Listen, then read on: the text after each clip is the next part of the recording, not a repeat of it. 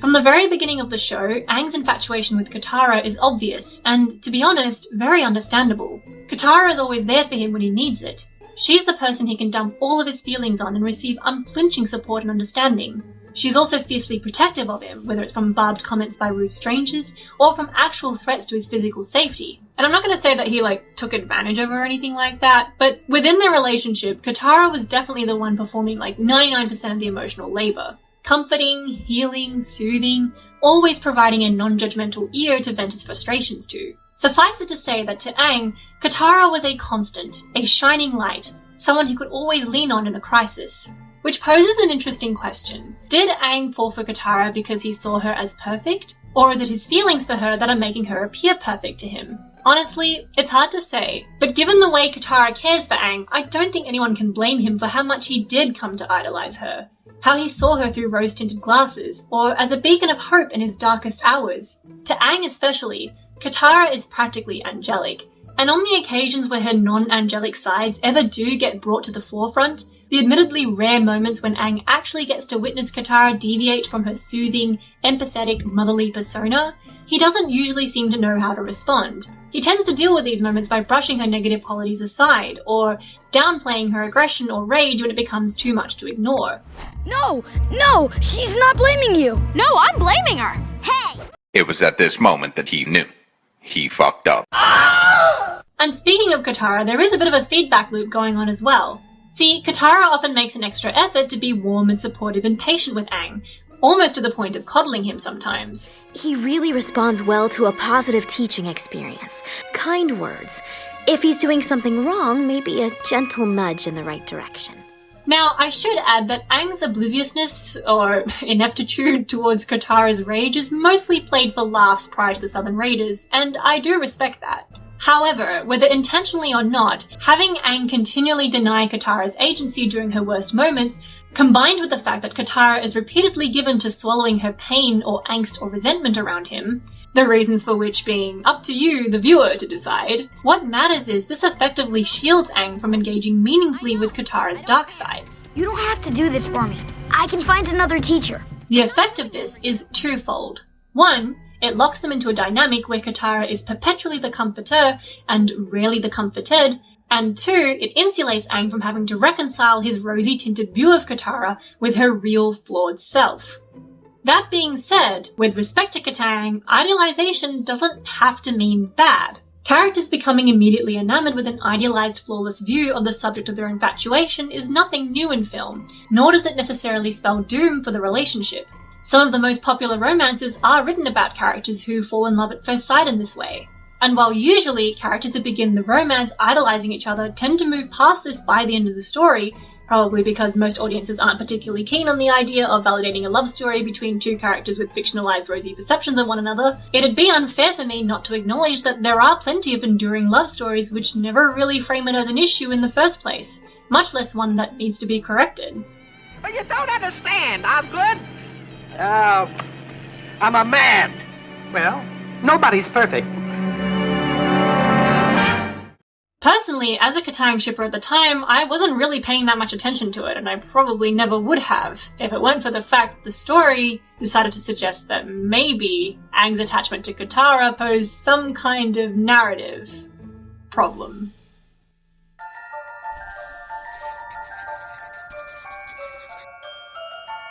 At the end of Season 2, the writers introduced some elements that significantly changed the stakes for Katang. Aang learned that mastery of the Avatar state would require him to unlock his chakras, the last of which required him to let go of all earthly attachments. In the episode where we learn that all of our hero's grief and loss over his people had been displaced onto the girl who'd pulled him out of the ice and woken him from his 100-year-long beauty sleep, Aang also learns that the attachment he has towards said girl is preventing him from reaching the emotional and spiritual clarity necessary to master the Avatar state. Upon hearing that his duty to the world requires him to let go of this attachment, Aang initially reacts with furious indignation. How could it be a bad thing that I feel an attachment to her? 3 chakras ago, that was a good thing. I just want to be loved. Is that so wrong? After this, Aang, with deep reluctance, struggles to unlock the 7th chakra twice. The first time, a vision of Katara in distress breaks his concentration and stops him from letting go right as he is about to unblock the chakra. One episode later, he tries again, and after meditating for 20 seconds in a crystal tent, he emerges seemingly victorious, only for Azula to shoot him down with a lightning bolt before he can do anything. Although Katara's spirit water revives him, his 7th chakra remains blocked for almost the entirety of Season 3, a fact he acknowledges in Episode 17, Ember Island Players. Overreacting? If I hadn't blocked my chakra, I'd probably be in the Avatar state right now. So to properly contextualize the issue that Aang is facing here, we need to talk about character arcs. There are 2 types of obstacles that characters in film and television tend to face: internal struggles versus external ones. The difference is fairly intuitive. Internal struggles are those which force a character to contend with opposing beliefs, desires, or needs within themselves. External struggles are obstacles put in the character's path that are wholly outside of their control. While most stories will contain sources of both internal and external struggles, in modern storytelling and literature, it's often the internal struggles that resonate more deeply with the audience. This is because it's usually the inner conflicts that are able to spark the emotional connection between the viewer and the story. Internal struggles generate growth. Internal struggles are personal. Internal struggles are relatable. Want to know why there are like zillions of stories of high schoolers fighting monsters single-handedly every week while simultaneously buckling under the intense pressure of juggling homework assignments and teen drama? The truth is that the chance of the average viewer ever finding themselves in a dramatic face-off against a diabolical psychopathic supervillain in a clash that will determine the fate of the world is basically slim to none. But the vast majority of viewers will have undergone experiences which allow them to personally connect to themes like unrequited love, heartache, the difficulty of committing to responsibility or moral integrity over instant gratification. That's why, as counterintuitive as it may seem, stories will often frame the metaphorical struggles a character faces as more difficult to triumph, and also more rewarding to overcome than a literal battle against the big bad. Aang's need to defeat the Fire Lord and stop him from enslaving the entire world is an external struggle. The Guru, on the other hand, presented Aang with what might possibly be the greatest challenge he's had to face thus far: the invitation to walk down a path that we all know Aang is deeply opposed to, the need to let go of his attachment to Katara.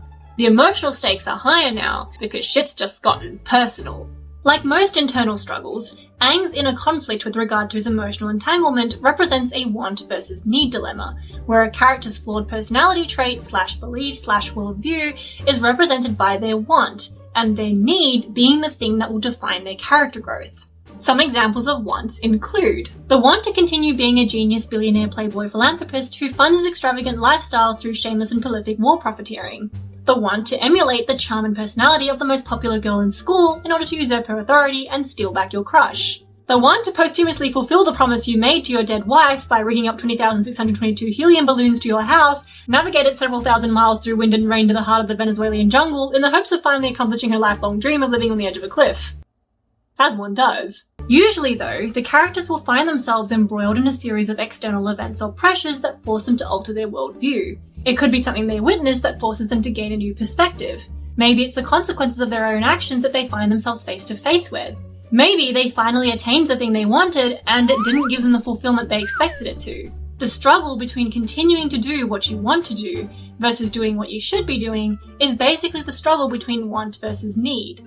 And usually, by the end of the story, it is the need, not the want, which shapes the character's new purpose. The need to learn humility and self-sacrifice as you take on the mantle of being a literal hero instead of a cold-blooded egomaniacal weapons manufacturer. The need to rediscover and accept your genuine self, to be truthful and sincere instead of deceptive and shallow, to not allow your self-worth to be defined by your appearance or social standing. The need to regain a sense of hope and love even in the aftermath of intense sorrow and heartache. In the case of protagonists, the want versus need dilemma is also usually resolved in a way that allows the hero to overcome some kind of flaw. Selfishness, vanity, cynicism, ignorance, apathy. The end of the story will show the characters attaining a completely different way of seeing the world, more nuanced, more optimistic, or maybe just something worth fighting for. Ultimately, at the story's close, our heroes will have changed irreparably, usually into better, more wholesome versions of themselves, and the choices they make will confirm this transformation and reflect the new life path that they've committed to. So, what does this all mean for Aang? What sort of character growth might we expect to arise as he grapples with the inner conflict that Guru Pathik's teachings have set into motion? If want versus need is supposed to ultimately drive a character to change for the better, then in what way could letting go of attachment to Katara actually facilitate some kind of positive change in Aang? We know that Aang is completely smitten with Katara and dreams of having a future with her. We know that he often depends on her kindness and unconditional warmth towards him. We know that he adores her to no end, even to the point of idolatry at times. And we know that his attachment to her is something he needs to overcome if he is to succeed in his task of defeating the Fire Lord. However you decide to interpret the Guru's directive or what letting go of attachment might mean in this case, there is one thing that we can be fairly certain about. Regardless of whether Aang actually ends up with Katara, something is going to have to change regarding his feelings towards her. And whatever it is, it will probably also change his relationship with her in some observable way. And on top of that, given what we know already about want versus need, it would be reasonable to expect that whatever this change is, it would also be accompanied by some kind of perceptible growth in Aang as a character. As the hero of the story, we would expect Aang to emerge from this inner conflict as a more mature or fully realized version of himself than before. In learning to embrace his need over his want, we'd expect his actions to demonstrate a wiser or healthier way of perceiving the world and or his place in it. Like I said, there are a lot of different ways that you can choose to interpret the task demanded of Aang in episode 39, and indeed, countless fans have attempted to answer this very question. There's more than one way, certainly, that Aang's feelings towards Katara could undergo some level of meaningful change that could be interpreted as letting go of attachment, while suggesting a certain amount of growth from Aang. But in my opinion, the most sensible way of going about it would have been to dismantle Aang's idealization and dependency on Katara as a person. Baby, you're my forever girl. And I say this for a few reasons. On a simplistic level, romances where the characters are accepted warts and all tend to be perceived as more genuine than romances that seem to present a false sense of perfection. In real life, we often perceive the rose-tinted infatuation that Aang feels for Katara as being in love with the glamorized idea of a person, as opposed to true love where you embrace that person's imperfections and humanity. But in this case, I also think it goes a bit deeper than that. One of the core themes of Avatar is that first impressions, preconceived notions, and black and white ways of conceptualizing things can often turn out to be untrue. And not only that, but clinging to these ideals can expose you to danger and heartache. Part of growing up is learning to see the grey in the world. Not everything is all good or all bad. It's for this reason that I believe having Aang and Katara overcome their ideals of each other would have felt thematically consistent and therefore also resonant to many viewers. To me, the Guru episode kind of represented a point of no return for Katang. Up until that point, I never really felt like the romantic subplots of Avatar provided anything more than just a cute little distraction here and there from the main plot of the show. But once the show presented Aang's attachment to Katara as a flaw which he was going to have to put work in to overcome, suddenly the romance gained a lot more narrative significance. Because now, the outcome of it would somehow have to be directly tied to Aang's character growth, and the end of the story. This is regardless of how things might ultimately play out between Katara and Aang, because character growth is how you make the resolution of a character's inner conflict feel earned. If Aang letting go of his attachment to Katara meant Aang letting go of his idealization of her, then I think logically either one of two things should have happened. Either he was going to learn to love her in a more mature or realistic kind of way, or he was going to realize that his love for her was never truly real in the first place, being built upon a romanticized view of her that didn't represent the real her. Well, we know that Katara and Aang end up together, right? So does that mean they went with the first option? No. Sorry, spoiler alert, Aang doesn't really learn anything. Turns out he never actually needed to either. All he needed was a rock and some 11th hour lion turtle shenanigans. Who needs character growth when you can just chuck in some good old Deus Ex Machinas? See, this is the deeper problem with the conflicts that Katara and Aang face in the latter half of Season 3, and the way their relationship ended up being portrayed. The newly introduced and ultimately unresolved clashes between them weren't just bad because of unfortunate timing. They were bad because in the context of Aang's internal conflict, they kept providing him opportunities to grow and then not following through with it. In fact, they completely insulated him from any real character growth that he was explicitly set up to go through, and yet still rewarded him anyway. The unresolved conflict which involved Aang struggling to contend with Katara's dark side. The unresolved conflict which involved Aang failing to respond appropriately to Katara's boundaries. The fact that, for whatever reason, the creators decided that it would be Zuko and not Aang who would connect with Katara as she revealed the true depths of her agony and grief over losing her mother. For someone whose wholesome character growth is supposed to be triggered by letting go of attachment to a girl he's long held an idealized view of, this is just bad. And the worst part of it all is that it didn't even have to be. There were so many ways that Katang could have been fixed, easy ways that would have made them feel more earned. Lots of ways that the writing could have humanized Katara to Aang, could have allowed him to gain a more well-rounded understanding of her, have him be more cognizant of her needs and her flaws. Season 3 could have shown Aang becoming more perceptive towards Katara's pain or anger, prompting him to take a more proactive role in soothing it than he'd ever done before. The point where Zuko joins the gang in the Western Air Temple presented a perfect opportunity for this. It wasn't like Katara was making much of an effort to hide her utter dislike of Team Avatar's newest member. It wouldn't have been difficult to have Aang pick up on Katara's simmering rage and reach out to her. Maybe offer her a listening ear and try to soothe some of her anger.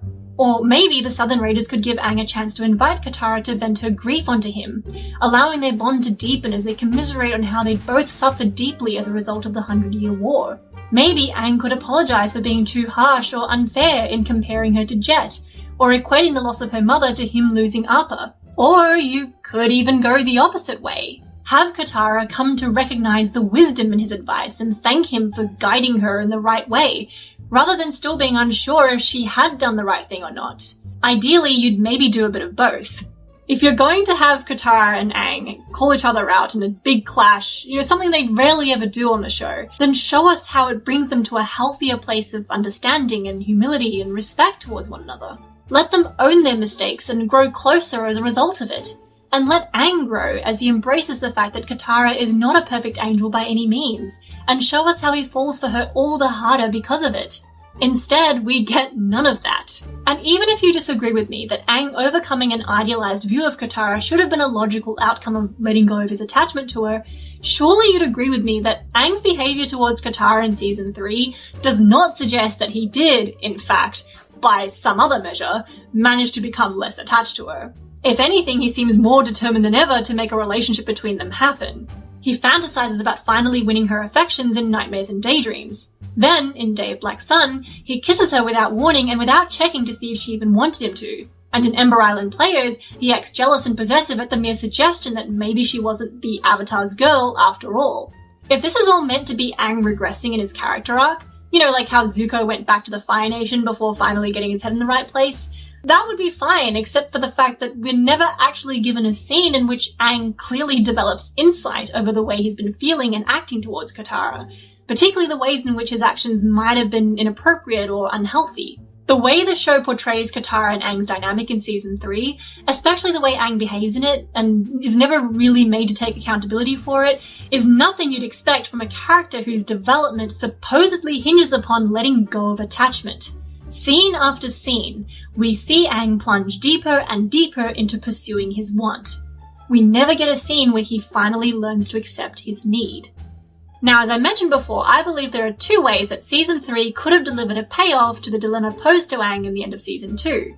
Unlike what some Zutarians believe, I do think that there was certainly plenty of room to explore how Aang learning to let go of attachment could have ultimately brought Katara and Aang closer together. Just like Aladdin learning to embrace his truth was the thing that finally made him worthy of being Jasmine's suitor. Like I said, I've talked about the relatively easy ways that I think Katang could have been fixed. When I was watching the show for the first time though, the fact that Avatar didn't seem interested in fixing Katang and instead started introducing all these issues while simultaneously developing Zutara into an incredibly wholesome, intimate and powerful dynamic, all that made me think that reconciling Katang with Aang's need to let go of attachment to Katara wasn't really on the cards, wasn't really what they were going to go with. That instead, they were actually committing to the idea of having them be false leads. That they were going to go with the other option, in which Aang, after clinging for so long to his angelic, romanticized ideal of Katara, was ultimately going to realize that his feelings for her were not real. That this was going to be his moment of clarity, his growth. Yeah, we know of course that none of that actually happens. The dilemma presented to Aang in the Season 2 finale ultimately played no role in the mastery of the Avatar state in his final battle with Ozai. It also played no role in the resolution of his romance with Katara. I don't know, maybe Guru Pathik was just old and he misspoke and what he really meant to say was that the more attached you are, the better. Why not? That makes as much sense as anything else so far. Learn to let her go. No. Or you cannot let the pure cosmic energy flow in from the universe. Not even close. But at the time, without knowing how things were going to end, the Katanga actually false romantic leads made a lot of sense to me. And honestly, it still does. And it's not just because of the pacing or timing decisions in season 3. It was because it seemed to be the thing that made all the separate pieces fit together. The thing that would have threaded so many individual elements of Avatar into one. The thing that would have woven a stronger narrative. Let's go back to the Crossroads of Destiny for a second. Yes, it's the moment you've all been waiting for. It's that scene. You're the Fire Lord's son. Spreading war and violence and hatred is in your blood. The first scene where Katara pours her heart out to the point of tears to another character, sharing with him the deepest source of her pain, the loss of her mother. The first scene where Zuko actually reaches out to someone consumed with grief and offers them his empathy and understanding. The scene where Katara admits that she's been saving her spirit water for something important, and then decides that fixing the face of her sworn enemy is, I guess, important enough to whip it out. This is water from the spirit oasis at the North Pole. It has special properties, so I've been saving it for something important. I don't know if it would work, but...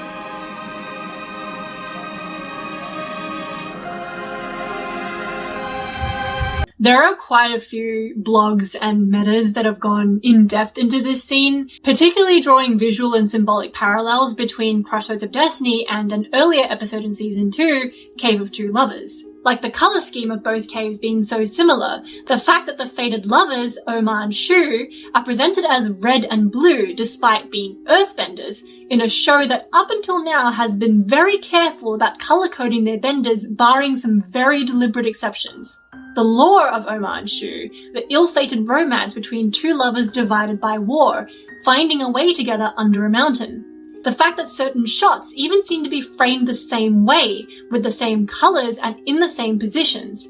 And of course, the contrast between a physically intimate moment that Katara literally puts behind her once the way out is clear, versus an emotionally intimate moment in which you get the classic look over your shoulder as you walk away thing. Listen, I'm not an animation major, alright? I am nowhere near an expert on the technicalities of, filming, animation, directing techniques, anything like that. I mainly just focus on the writing. I feel like the metas I've read on this topic are pretty convincing in terms of putting forth the idea that the visual similarities between Omar and Shu and Zuko and Katara in Crossroads of Destiny are striking enough and specific enough that they were likely placed there deliberately, but I'm not an expert on this topic. So I'll leave the links in the description and I recommend you check them out for yourself and form your own opinion. That being said, I do honestly question the narrative significance of placing Zuko and Katara in a crystal cave where they have the most emotionally vulnerable moment they've ever had in the entire show. The Earth Kingdom had dungeons, they literally threw Sokka and Toph in a prison cell in the same episode. So what exactly was the narrative purpose of putting Zuko and Katara in a cave?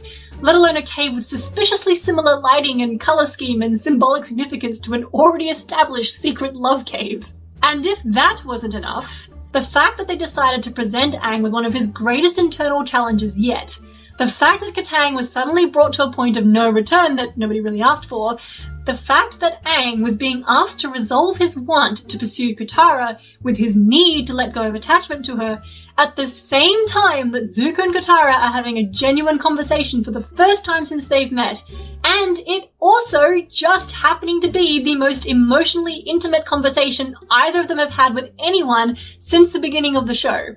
Can we agree that it's a bit of an odd choice? This is the narrative's first instance of creating some form of distance or obstacle between Katara and Aang in the same moment or episode in which Zutara gains a new level of intimacy. It's the first instance in what will become a recognizable pattern in the second half of Season 3 when Zuko joins the gang. I want to know why. Why do that? Why have Aang confront the need to let go of Katara at the same time that Katara is getting emotionally intimate with Zuko? What is the point of that framing? What exactly are we supposed to infer from that juxtaposition? So far, I've talked a lot about Aang's character arc, but I think it's time we take a closer look at the other two characters in this equation.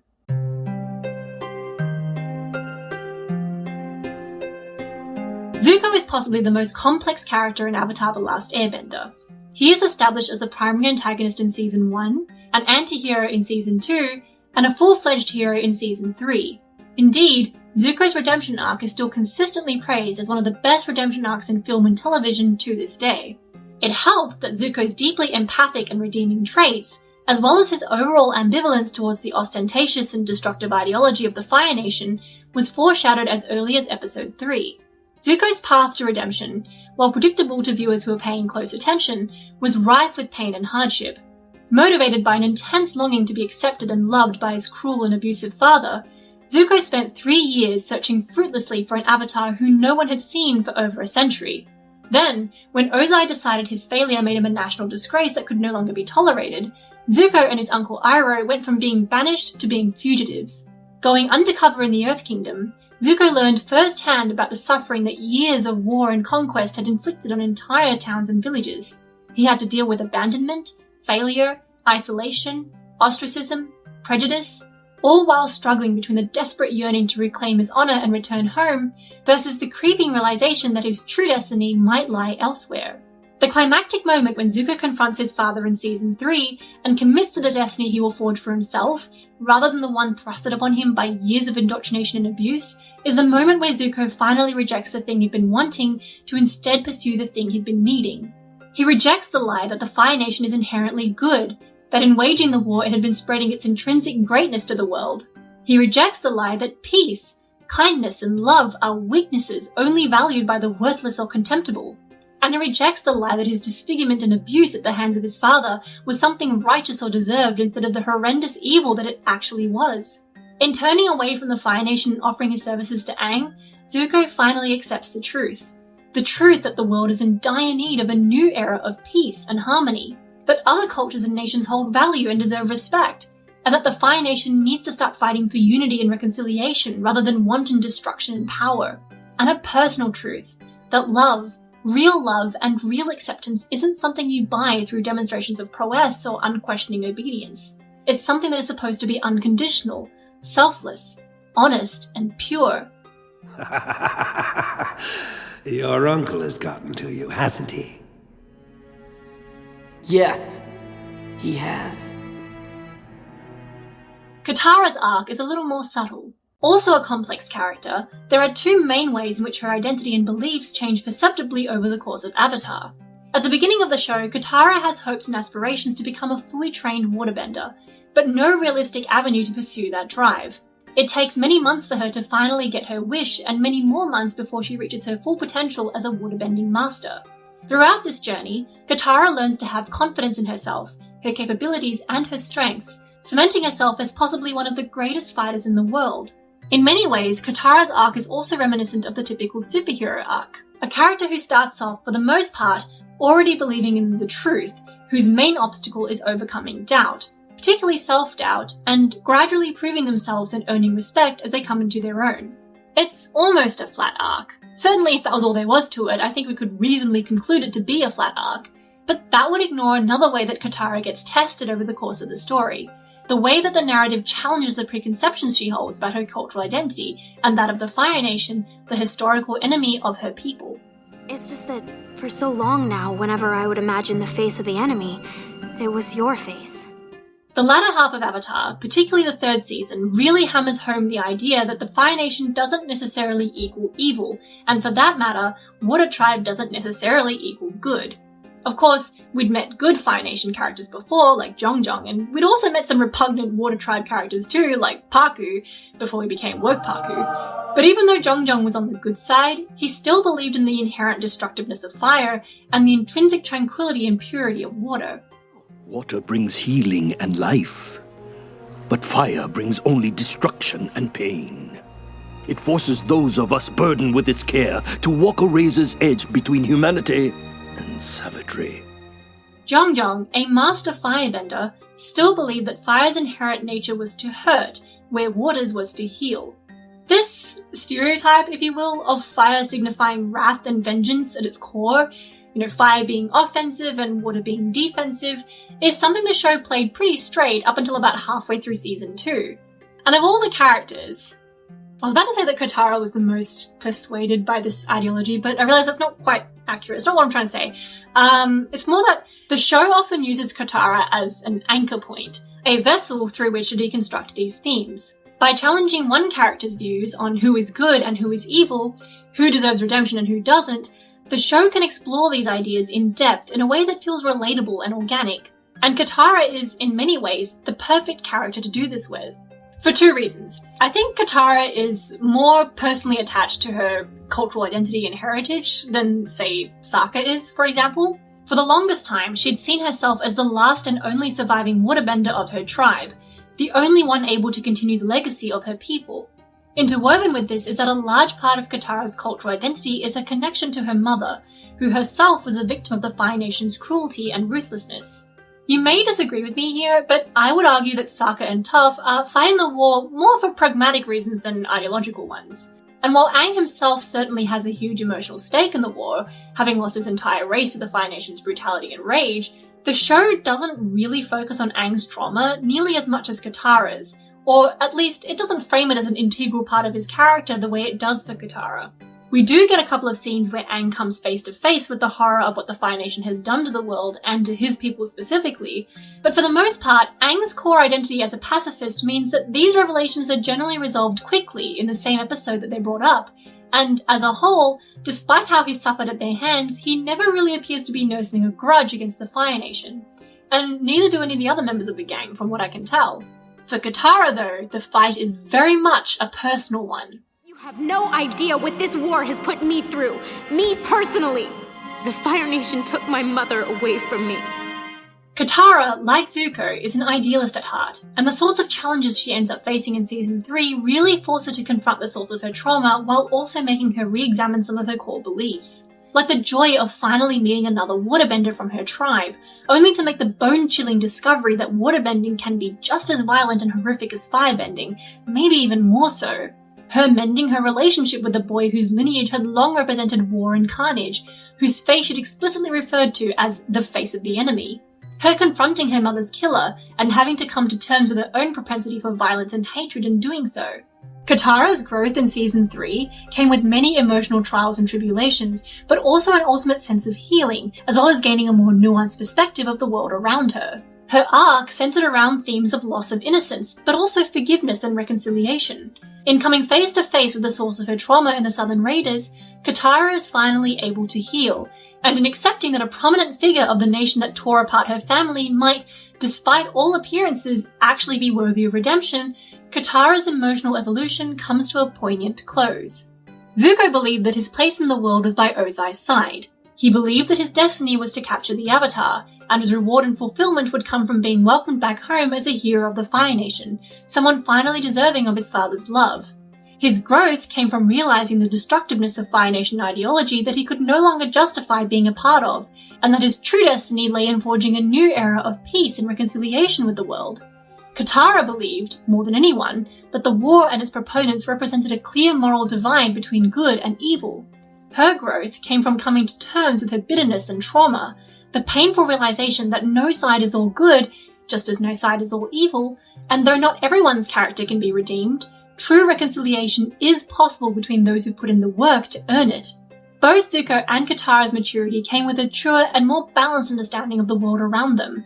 And I have to say, there's a beautiful harmony in Zuko's illusions of Fire Nation supremacy shattering in the same season that Katara's hatred toward Fire Nation malignance softens. Thank you, Katara. I think I'm the one who should be thanking you. If I may quote from a Tumblr post that managed to put it in much better words than I ever could, My Bated Breath writes, "There's something to be said about how Katara and Zuko drive each other's characters forth, because one of my favourite parts about Katara and Zuko's relationship is how they are not dependent on each other. Their characters serve as pivotal points in each of their respective arcs because they serve as symbols and markers rather than motivators for improvement and growth themselves. It's significant that earning Katara's forgiveness was the final step of sorts in Zuko's redemption arc, and it's significant that Zuko was the one who accompanied Katara on her journey for forgiveness.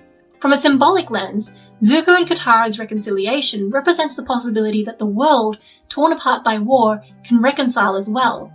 They don't quite drive each other's characters by becoming an integral part of each other's motivations, but in a narrative sense, their relationship holds a lot of weight, and thus, they have a great influence on each other's characters.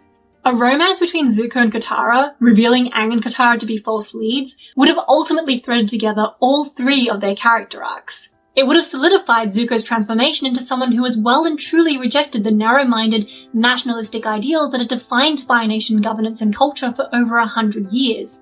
It would have affirmed Katara's growth, not only as someone who's managed to face her demons and conquer her traumas, but as someone who'd truly come to humanize her enemy and see the world in greyer shades than black and white. And if seen to its conclusion, it would have also rewarded her idealism, empathy, and passion by granting her a position of tremendous political power, an avenue with which to right the wrongs that had been done to her people and the rest of the world. And it would have actually delivered a payoff to the basically abandoned plotline that Aang's mastery of the Avatar state hinged upon letting go of his attachment to Katara. If it's not obvious yet, the thing that Zutara does, which Katang cannot do, is that if Zutara had happened, the reveal that Katang was ultimately a misdirect would still have felt earned.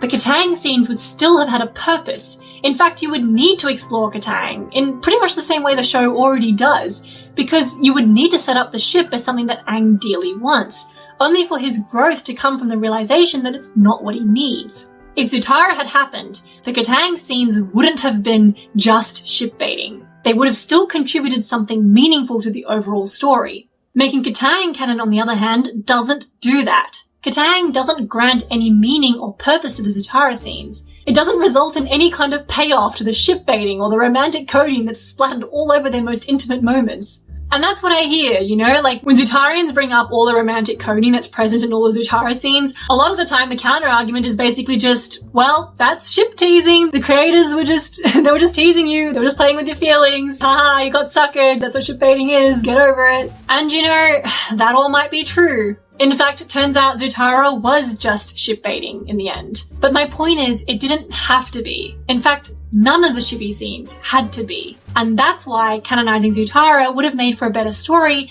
than the one that we ultimately got. A Zutara ending would have delivered a payoff to all of the characters and all of the ships. Wait, did I just say all of the ships? I haven't talked about Maiko yet, have I? Let's fix that. Let's talk about Maiko.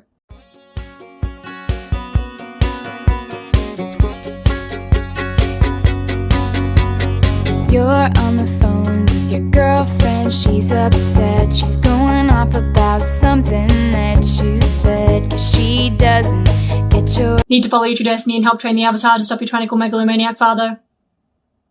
And ultimately bring about world peace. Like I do. Mai and Zuko have an interesting relationship, shall we say.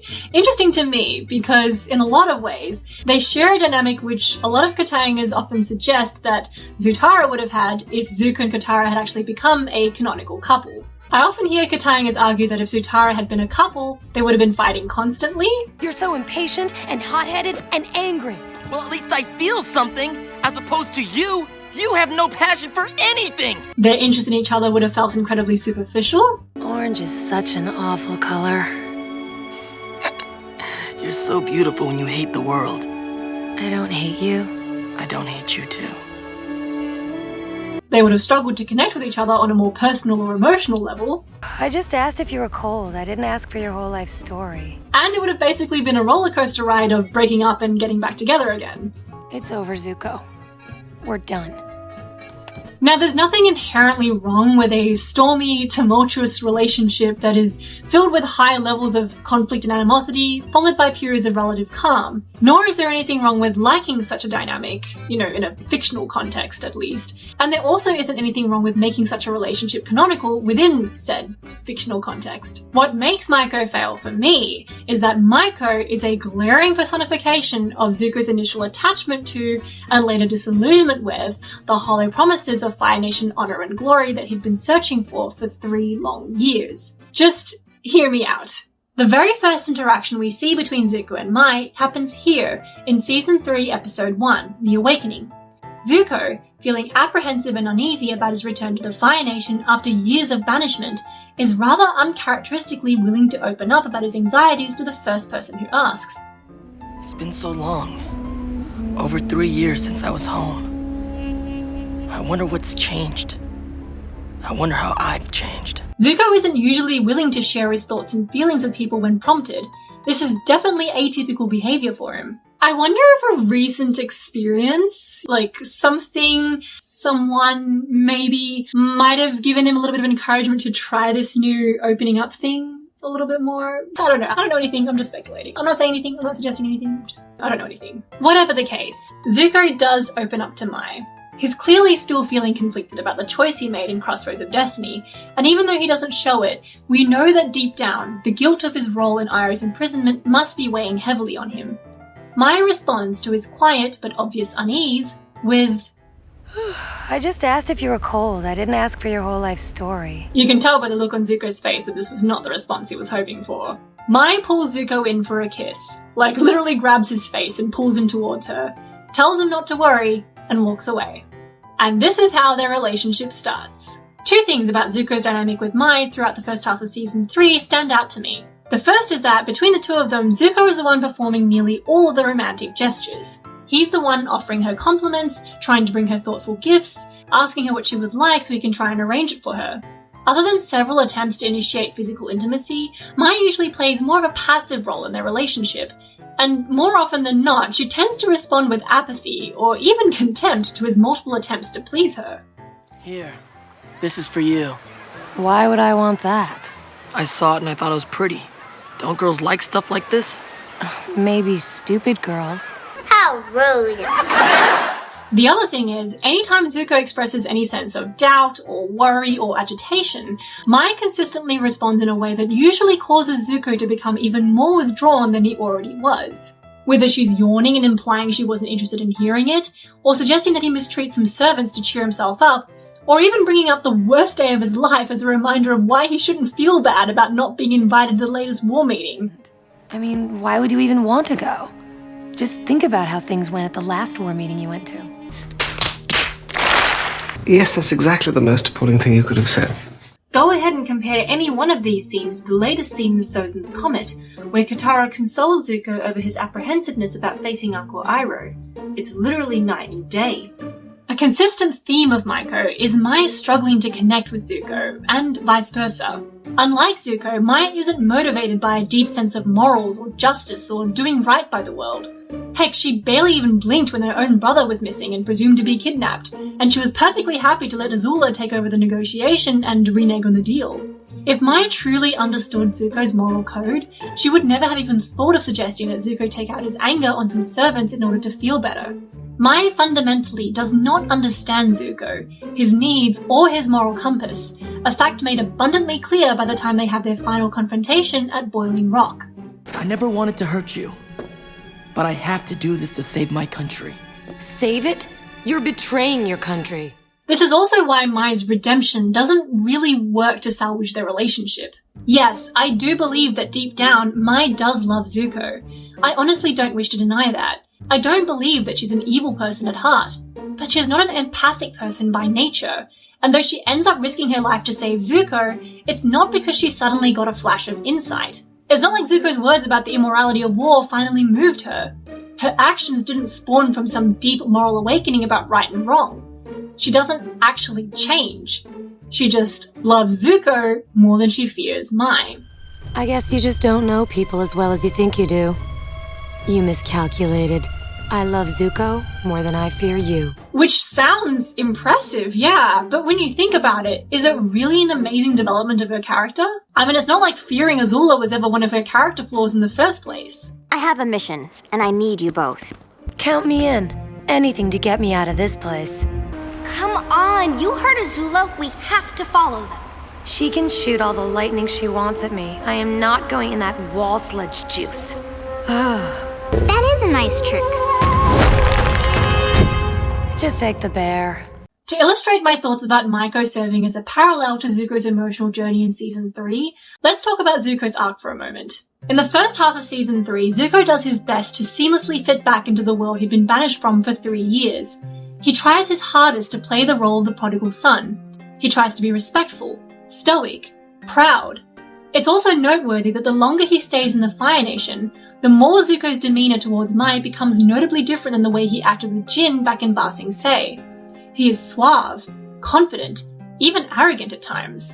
Despite this veneer of aloof confidence, Zuko's inner turmoil is raging. We see him frequently visiting Iroh in the prison cells.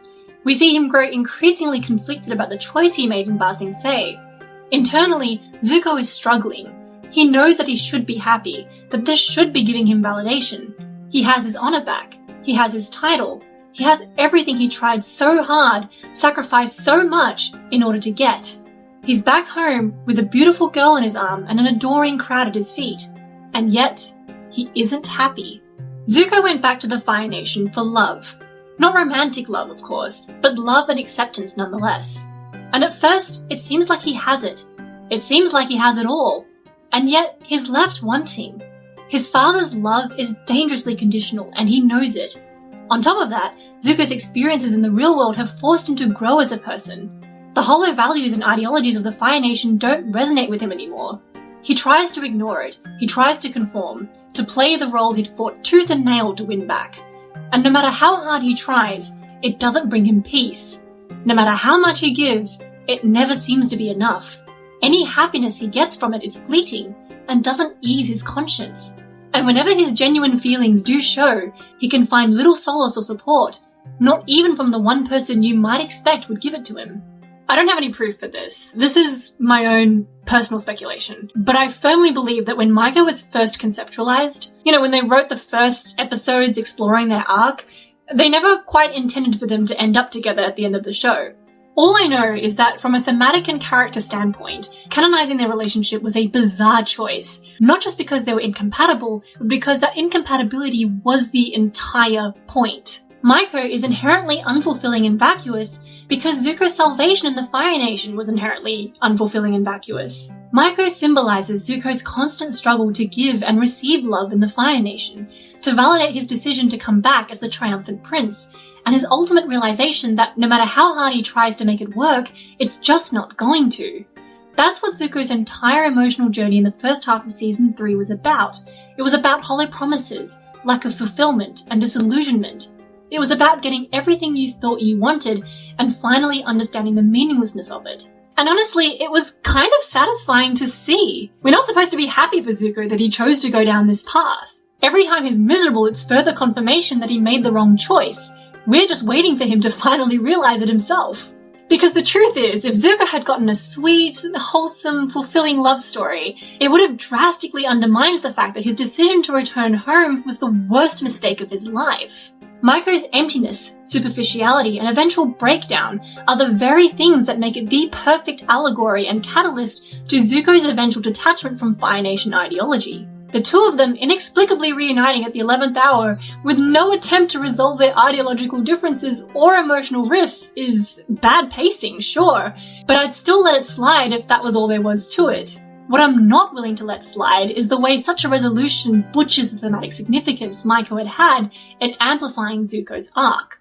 Also, this isn't directly relevant to the point that I just made, but while we're on the topic of the canon ships, I've always felt that Katang and Maiko, given the way they were explored in the show, far from posing as obstacles to Zutara, only served to make Zutara stand out even more. The fact that Katara is able to validate Zuko's feelings and ease his fears wouldn't have been so impactful if we didn't have such a stark contrast with the way Maya responds to similar such confessions.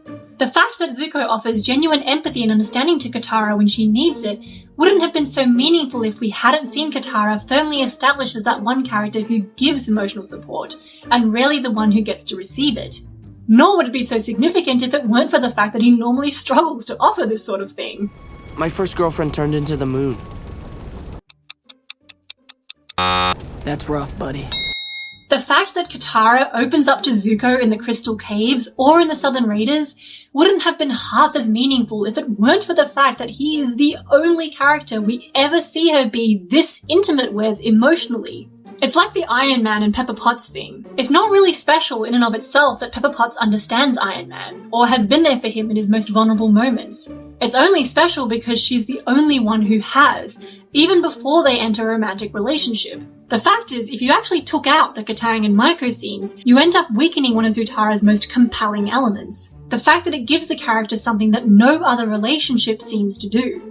In stories with false romantic leads, the true pairing needs to offer something more substantial or compelling in order to persuade the viewers of its legitimacy over the false pairing. Zutara would have achieved this by making the closeness of Katara's bond with Zuko all the more meaningful from the way that these two deeply emotional and empathetic characters cannot, or at least do not, ever form such a bond with anybody else in the show, least of all their canonical partners. On top of that, Zutara would have granted the bizarre pacing in Season 3 some actual significance. It would have provided narrative justification for the fact that Aang's attempts to connect with Katara in the final arc of the show only ever seemed to implode in his face and put distance between them.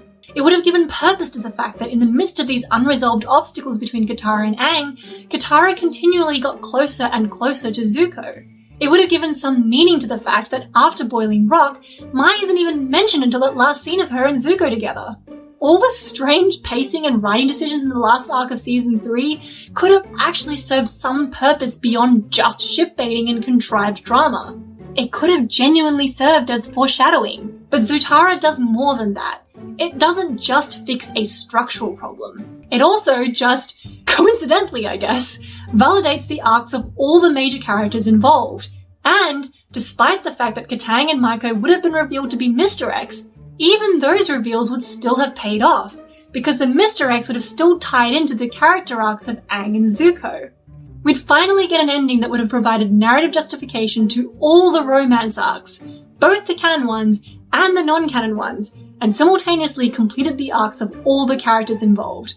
Look at that, everything just tied together in a neat little bow. What better ending to a ship war could you ask for? Like seriously, what more do you need? Thematic cohesion? You realize how difficult it is to write a romance that's actually intertwined with the core themes of a non-romance genre show, right? Right?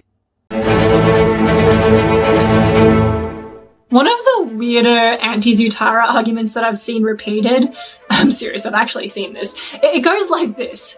Zuko is a Fire Nation prince, right? He's gonna be the Fire Lord, whereas Katara is literally just a peasant. And on top of that, they come from two nations that are essentially sworn enemies. How could that possibly even work? Like, in real life, such a union is incredibly unrealistic. It would probably never exist, and if it did, it will likely just catapult the world into another war. This could clearly never be canon, it's just ridiculous, girlish fantasy. Yeah, I mean, I think I speak for all of us when I say the worst thing that could possibly happen to a show about child heroes who can survive being cryogenically frozen for 100 years, and who also have the ability to channel the elements of the earth and sky, single-handedly bringing a 100-year-long fascist regime to its knees with thanks to the well-timed spiritual advice of a giant telepathic lion turtle.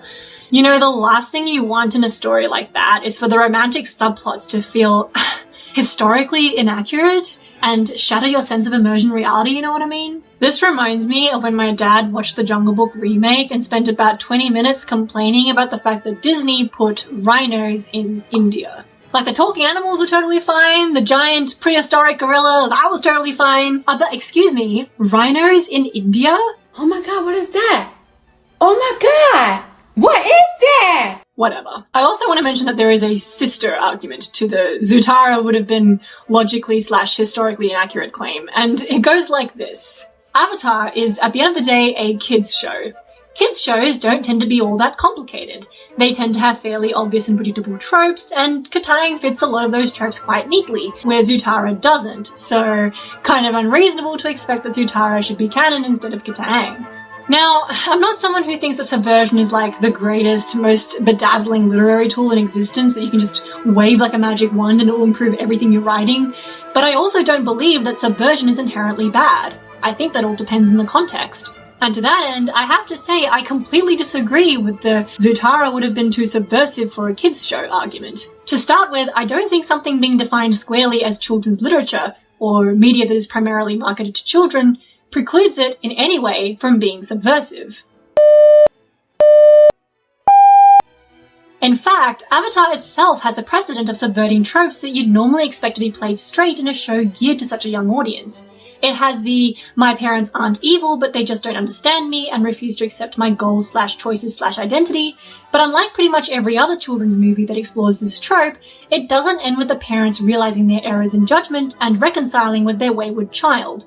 It has the king's secret advisor is evil and it's up to the kids to expose him and bring him down trope, except deposing Long Feng didn't end up stripping him of his political power, and at the end of the day, the meddling kids were no match against Varys and Littlefinger. It has the I need to go on a journey to exact justice on the villain who wronged me arc, and while it doesn't ultimately culminate in revenge, it also doesn't affirm the true emotional closure can only come from forgiveness idea, itself a very common aesop of revenge arcs in children's literature. Here's what I think about the limits of artistic license or subversive storytelling or defying narrative conventions or what have you. Tropes are tools, and good writing will use whichever tools in whatever way will serve the story best. That's why there's no such thing as a good trope or a bad trope. What matters more is thematic cohesion. To bring this back to romance in particular, you'll notice that in a lot of romance media, that is exactly what happens. The most popular and enduring love stories of all time tend to be ones which succeed in embedding their romance arcs, as fanciful or unrealistic as they may be, with thematic significance. A tragic love story between a high-class socialite and a destitute orphan, set against the backdrop of a real-life tragedy that explores the impacts of class division, economic privilege, social mobility, of finding a will to survive and continue on in the face of immense grief and loss. A bittersweet tale of a jaded barkeep who is forced to confront his apathy and cynicism when an old flame walks into his cafe in desperate need of his help, set in the same year a reluctant United States found itself unwillingly dragged into the throes of the Second World War.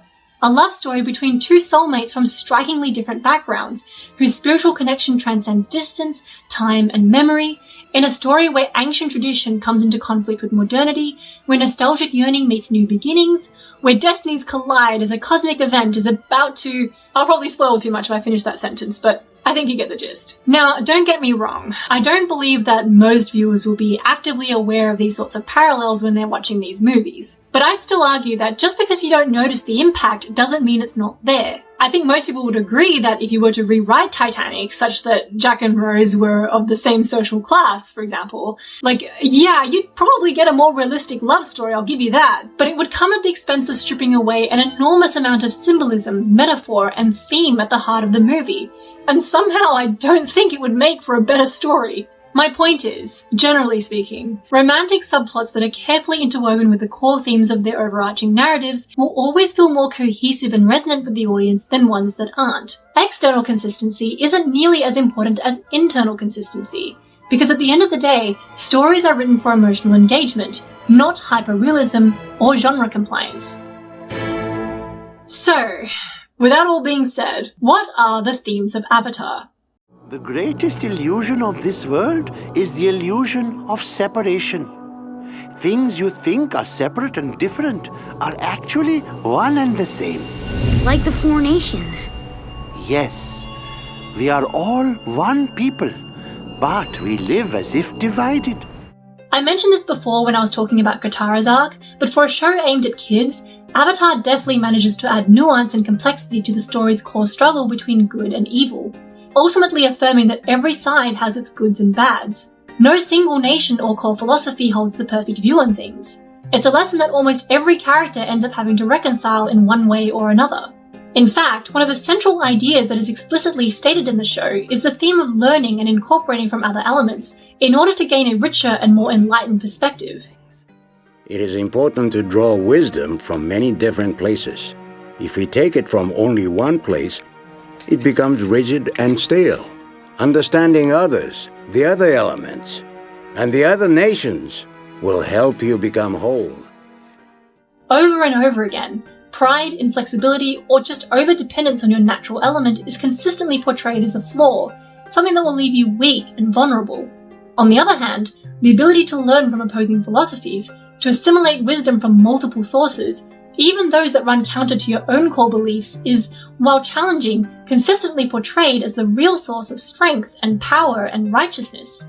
In a way, it's possible to view the entire war in this light, the fight and ultimate victory over the one nation taking far too much stock in its national superiority and worth. Nationalism and imperialism bad, diversity and equality good. Something we can all learn from, I think. We also have some very strong themes of reconciliation, atonement, and forgiveness running through the entire series, particularly the story of new generations having to bear the burden of confronting or undoing their ancestors' mistakes. Whether it's Aang who has to make up for Roku's negligence, or Zuko who needs to bring honor and peace back to the Fire Nation, or even Katara who ends up openly defying a culture steeped in sexism and discrimination. In the fight to make the world a better place, our heroes frequently end up in direct opposition to regressive and harmful traditions in the world of Avatar.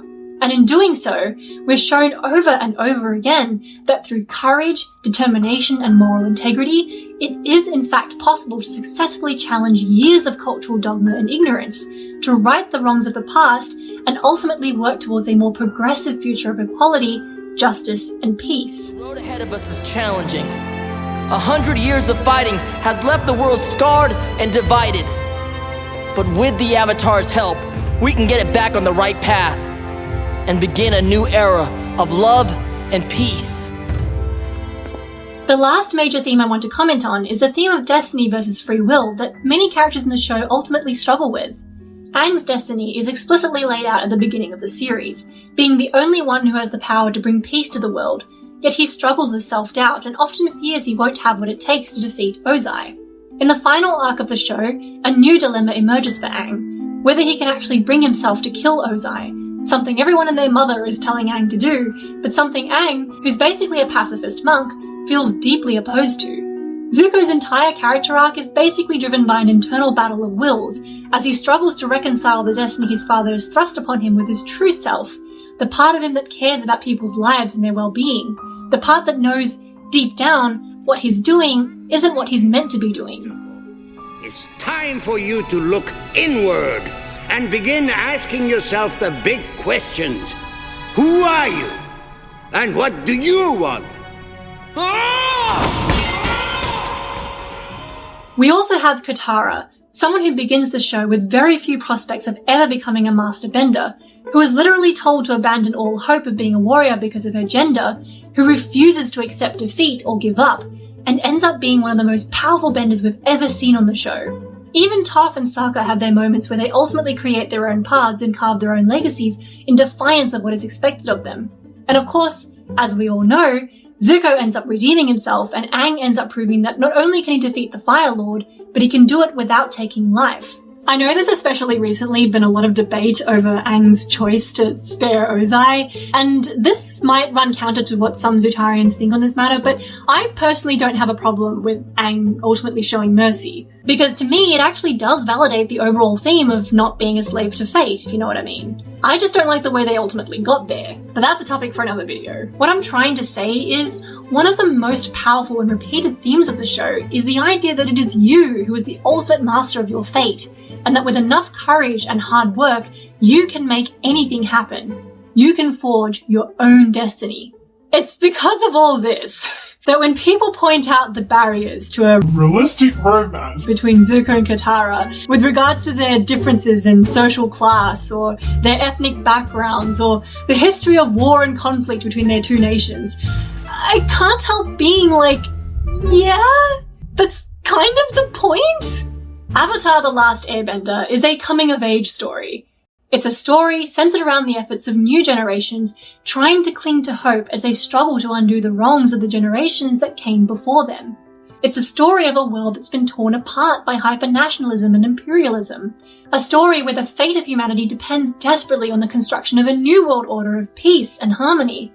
It's a story where wisdom and enlightenment is attained through challenging cultural dogmas rather than clinging to them, where destinies can be forged through individual determination and willpower, and where one of the key lessons to be learned is that no single cultural philosophy is inherently strong or weak, intrinsically good or bad, but that enrichment comes from learning and adapting and integrating the strengths of multiple sources of wisdom, even and especially ones which are canonically emphasized as polar opposites. In light of all this, I have to ask, how much more setup do you actually need? How much more context do you need to lay the groundwork for a romance in which a Fire Nation prince finds common ground with and eventually falls for the daughter of a Southern Water Tribe chief? The fact that they come from warring sides, their subsequent marriage signifying the end of an era of hate and division and the dawning of a new era of harmony and reconciliation, at a time when sweeping political and cultural reforms is something that the Fire Nation is in desperate need of by the end of the show. The ultimate story of an extraordinary union of two powerfully driven individuals openly challenging hundreds of years of cultural ignorance and dogma and prejudice. Seriously, what more do you want? in-universe lore that literally tells an ancient story of forbidden lovers separated by war where, just in case the parallels weren't obvious enough, they freaking color-coded it for you? Sorry, got a little bit overexcited. Honestly, when people argue that Zutarians only ship Zutara because of the forgiving hug scene or like Southern Raiders or, I don't know, the fact that he saved her from lightning or whatever, like, okay, you know what? Yeah, sure, maybe some do. Like, I can't speak for everyone. But for me, personally, if you wanted me to stop shipping Zutara, you'd have to take out way more of the show than those scenes. Starting with this, and this, and this, and this, and this.